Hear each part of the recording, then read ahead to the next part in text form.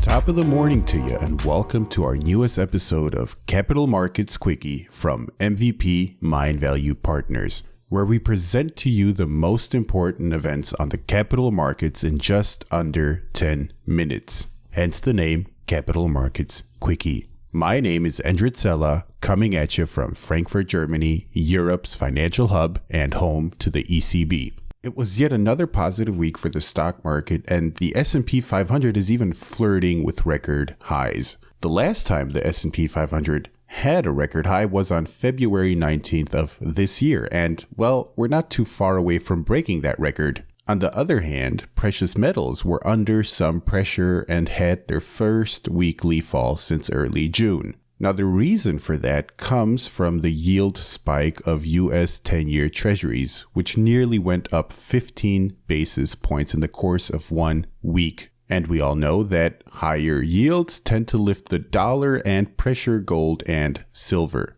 And the dollar did drift higher, especially due to strong numbers of US jobs data, and that made gold and silver less appealing for investors last week. Gold closed the week with minus 4.45% and silver slightly weaker at minus 6.54%. However, the long-term uptrend is still intact for gold and silver, and that has a lot to do with the US dollar weakness and the scale of stimulus taking place, and that has yet to take place. And last but not least, we expect interest rates to remain low or negative. So it might not be such a bad idea to diversify your portfolio with gold and little brother silver. Now, back to the stock market. The S&P 500 closed the week with only 0.64% and a year-to-date performance of 4.4%. The German stock market had a weekly performance of 1.79%, which amounts to minus 2.62% year-to-date performance.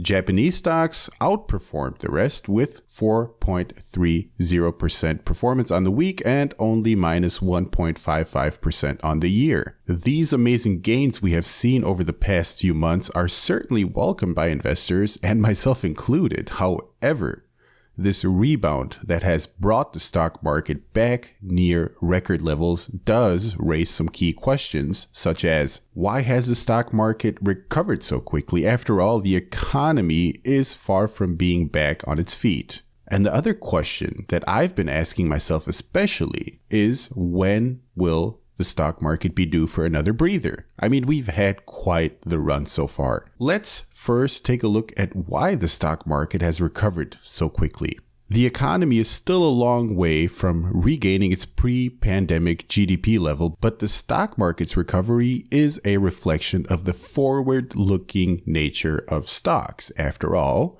and I do like to remind my audience time and time again, the stock market prices in the future and not the present. The rally that we're seeing on the market right now is therefore reflecting a positive outlook of continued economic recovery and rebound in corporate profits over the remainder of this year and probably throughout 2021. But let's also not forget that all of this was made possible with the help of different policies. Policy actions have played a leading role in the market recovery. Fiscal relief from Congress has, so far, been effective in helping fill the income gap created by historic spike in unemployment. Meanwhile, the Fed has implemented unprecedented monetary policy stimulus such as rate cuts, lending facilities, credit market support, and buying bonds, which has ultimately spurred market optimism that monetary conditions will remain extremely accommodative to the recovery for some time to come.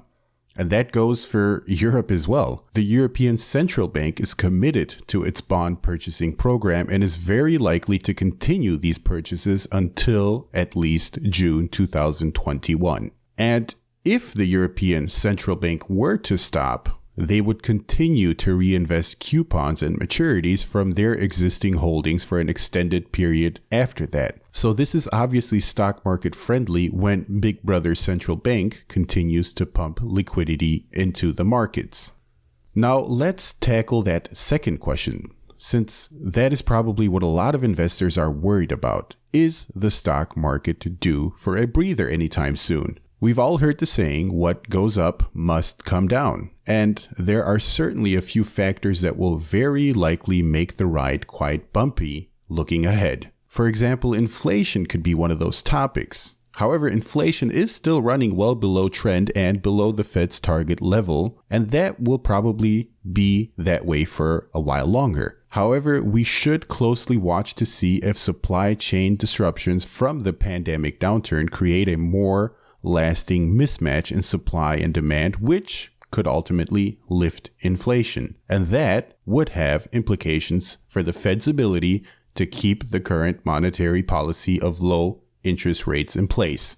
Another topic is, of course, politics. It seems like an eternity ago, but it was only in January that the United States and China put their differences aside and agreed on a trade agreement. But a lot has happened since then. US President Donald Trump's campaign trail is full speed ahead right now, and his rhetoric towards Beijing has not improved since then.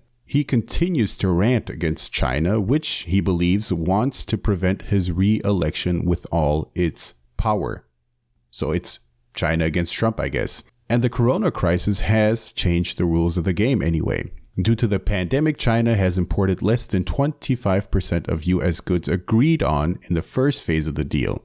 So it will therefore be difficult to make up for that shortfall by the end of the year. In any case, both countries, the United States and China, seem to have lost hope or even interest in the trade agreement. And this is one of the topics that will linger around at least until November. Speaking of November, the upcoming presidential elections between Donald Trump and Democratic candidate Joe Biden will add additional uncertainty and anxiety to the markets. History has shown that presidential elections are not long-term dictators of market performance, but we do expect the stock market to experience some volatility as the campaigns and headlines highlight the political uncertainties. Hopefully, we learned a lesson from 2016. Where everyone was so sure that Hillary would win since she was leading the polls in September and October. This should definitely be an exciting presidential race,